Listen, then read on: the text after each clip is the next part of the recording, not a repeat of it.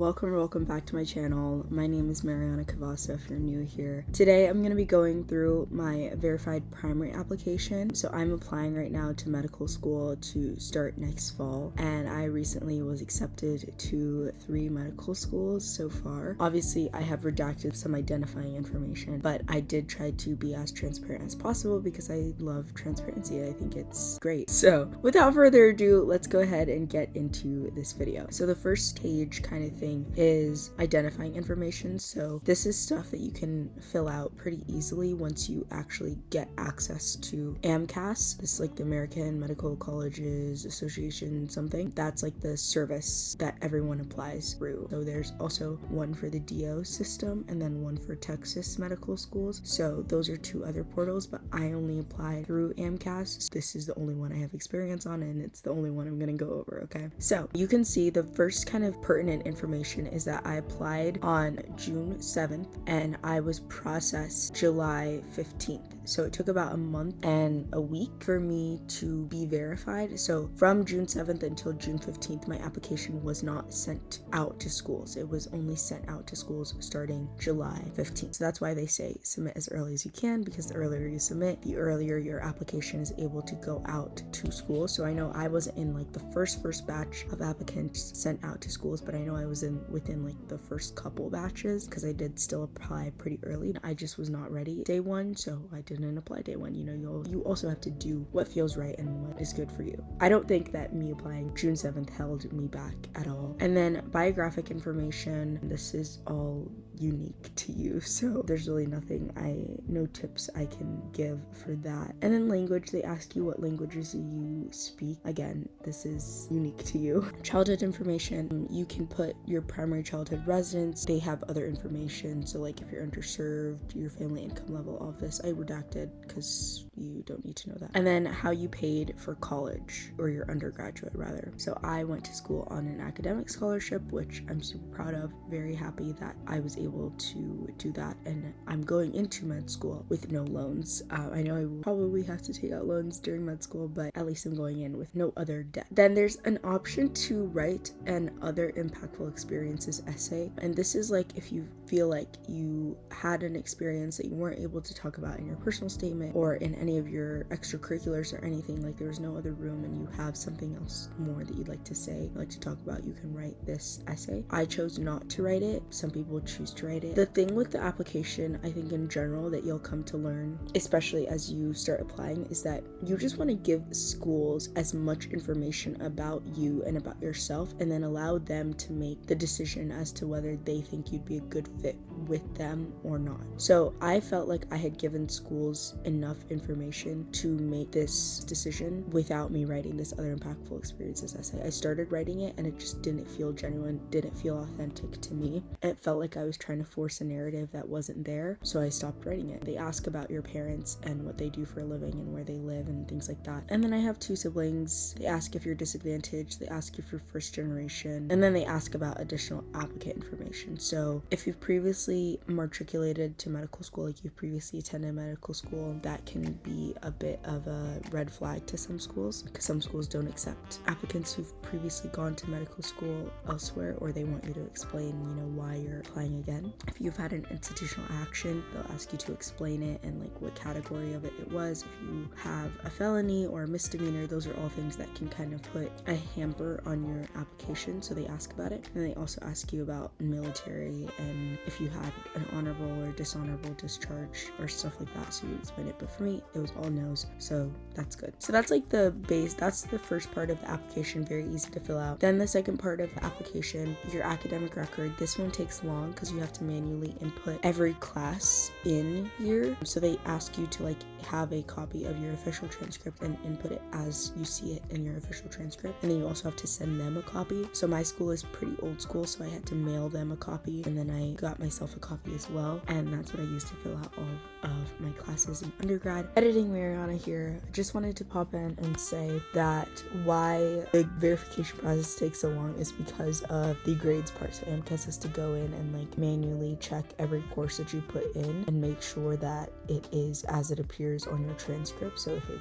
isn't how it appears on your transcript, then they have to correct it, and that's why you'll see I later talk about the symbols that they use for AMCAS use. And then in this grade section, I also forgot to mention, this is your academic record from high school up to wherever you are now. So if you did college classes in high school, you have to report them to AMCAS. If you did college classes, you know, in undergrad, as most of us do, you report that. If you did a master's or you did a post-bac or anything like that, that all gets reported all in an academic record. And then that is what AMCAS puts everything together and uses it to calculate your GPA. So for me, I talk about my unique situation later. I just wanted to mention that your academic record is like every single college level course that you've taken in your whole entire life. So yeah, I was pretty unique. I've talked about this a little bit on my channel, but I'm going to talk about it a little bit more here as well. So I finished college accelerated. So I did college in 2 years after high school, but I was doing college classes in high school. And as per AMC, there's like 2 ways that you can decide to put your classes in your record. You can either put them in like how you did them in terms of the status. You can put all the classes you did in high school, label them as your high school years, which is what I did. Or there's another way. I think they said that you could put the classes per year, but then you have to calculate like the semester totals. And I realized that the second way was just going to be too difficult for me, so I decided to do the first way, just putting them in as I did them in high school and college. So I started taking college classes in high school in 2020. That was the first semester that I took college classes that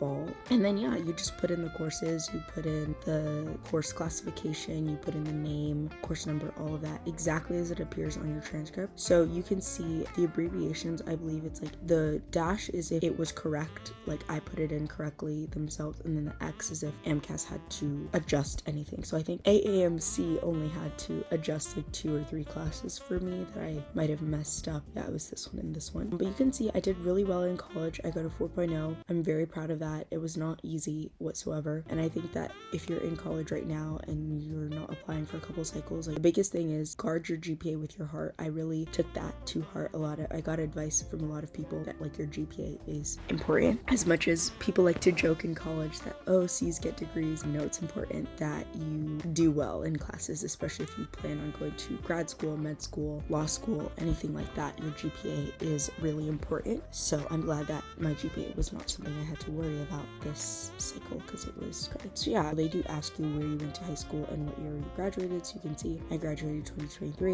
and I finished college 2025, so 2 years. And then they actually, I didn't input any of this information. This was actually auto-generated about your high school. So I went to a public charter high school, small school, only about 400 kids. My class size, my graduating class size in high school was about 75 kids. I thought it was more. I thought there was like 80 of us. 75, and then it tells some other little tidbits, and this would be auto-generated for whatever high school you went to as well. And then it asks about what college you went to. So I've just redacted it here just because YouTube, I feel like, is the wild west. But if you follow me on Instagram, you know where I went to school. Like, it's not a secret, so if you really want to know, you can find out there. And yeah, so then AMCAS also calculates a GPA for you. So if you don't have a 4.0, your GPA might be different than what you think it is, because AMCAS calculates their GPAs slightly different. Now, if you do have a 4.0, usually it will still calculate to a 4.0 per AMCAS, but they basically split your GPA into your BCPM GPA, which is your biology, chemistry, physics, math courses, I believe, and then your all other. So this is like your science GPA and then your everything else, basically. And ideally you want your science GPA to be higher than like your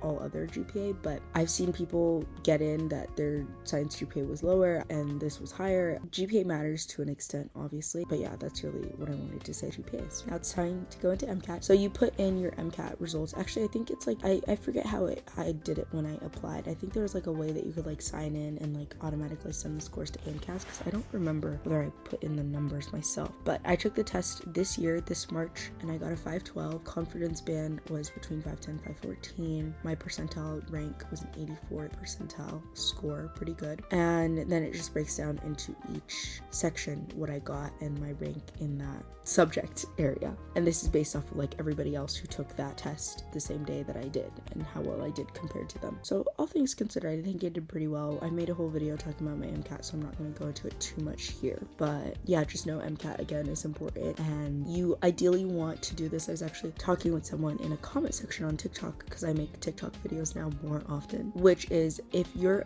trying to apply next cycle, ideally you want to have taken your MCAT by March of that year, just so that, because remember, MCAT scores take about a month to release. So I got the score back April 21st, around there. So that's a whole month of waiting. So if you are not happy with your score in April, then you have to, pause and register for a test probably in May, because the April tests near you are probably full. So that means if you take it in May, again, you won't know your score until June. So unless you're okay with submitting your application without seeing your MCAT score, which you can do, and people do it, can submit your application with a pending score, but your application will not be complete, I believe, until your score is in. So even though you can submit and let it get processed, your application won't be sent to schools until they actually have your score in, I think, if I'm remembering correctly. Or it's like your application isn't complete with your schools until your score is in, one of those. I'm not super familiar because I didn't do that. And then there's other tests that you can take for the MCAT, like preview and CASPer, but I purposely chose not to take either one of these tests because,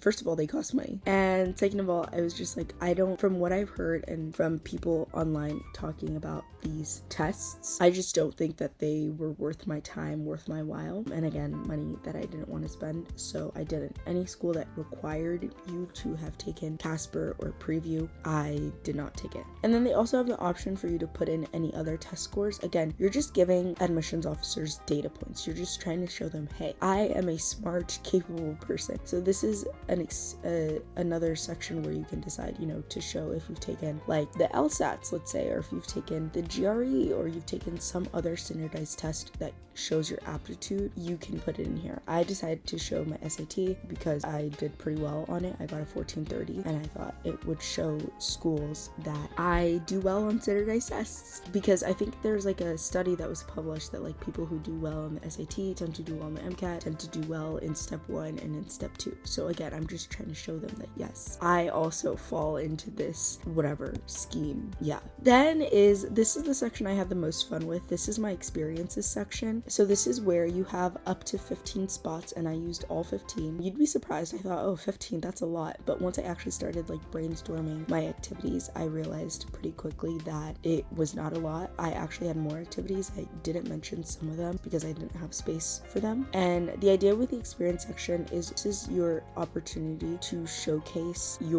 all your experiences and be unique about it. Because up to this point, you could have the exact same stats, live in the exact same state, go to the exact same school as someone else, right? But then your experience section is where you and this other person kind of differentiate in terms of, okay, what did you do? And even if you guys did the same exact thing, you can write about it differently. So this was my section. AMCAS orders it in terms of recency. So the most recent is at the top, and then the least recent is at the bottom. And ideally, you want to have at least 10 experiences. I've heard that number being thrown around, so that's what I'm saying. Just to show that like you were doing stuff with your time and you weren't just all school.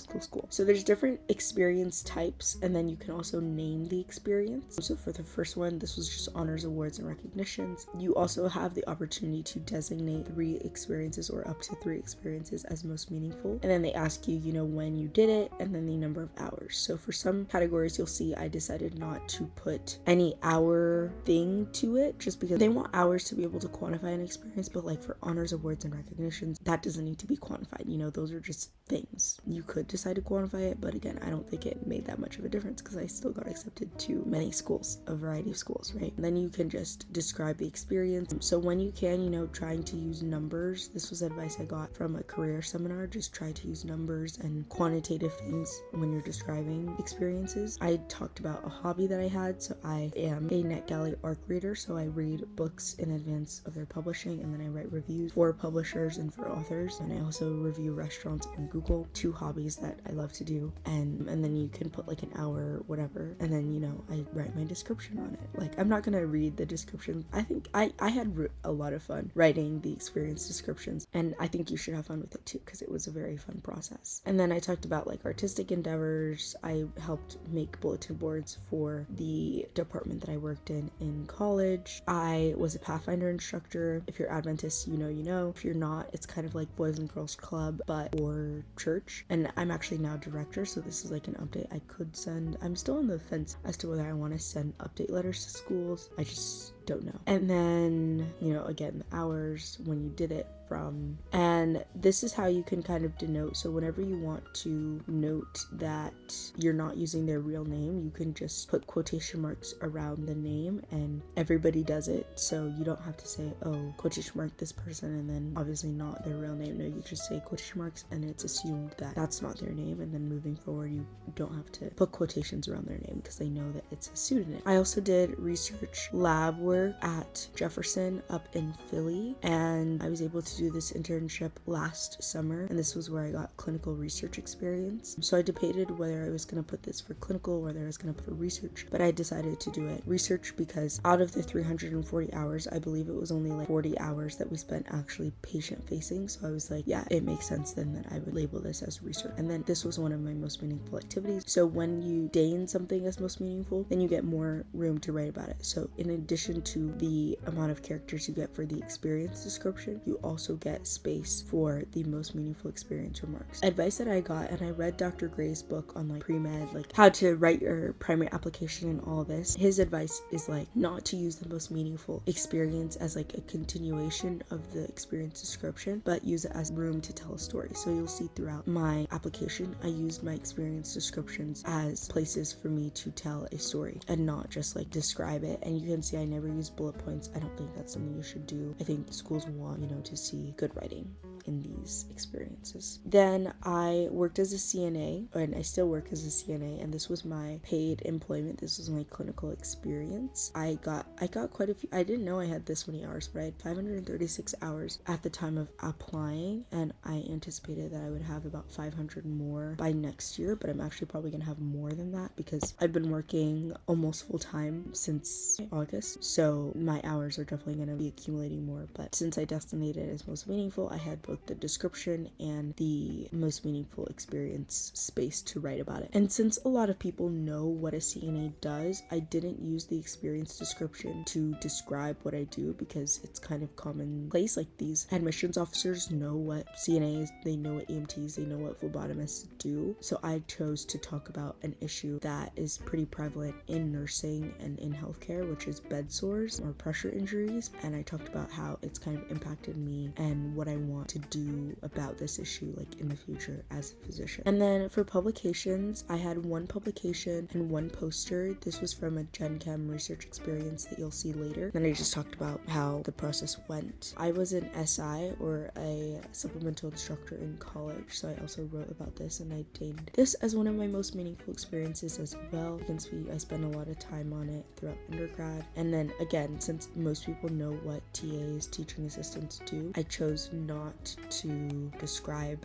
the position. I just went straight into talking about something about position that I felt like would convey something about me, and just again giving the admissions officers more data points to go off. Then for presentations and posters, again, I had one poster in undergrad that I did 2 summers ago, and I talked about, you know, its meaningfulness to me and how I chose the theme of my poster, things like that. Then I also had some shadowing. I actually want to get some more shadowing during my gap year, and I talked about this experience. I've been shadowing for a while, but I didn't get so many hours. Like I didn't even have 100 at the time of applying. I think I meant for this to be 25. So you can see like little typos, like they don't matter that much. I still got into schools even though my application was not perfect. Like I found typos in this document when I look back at it. So it doesn't have to be perfect for it to get you in. You just don't want to have too many like glaring mistakes. So yeah, shadowing is important. You definitely want to have some shadowing experience. And then I talked about another one of my hobbies. This came up in my interviews a couple times about being a vinyl collector. I love being a vinyl collector. It takes up a lot of my money, but it's so fun. And I talked about, you know, my first experience kind of in the field and how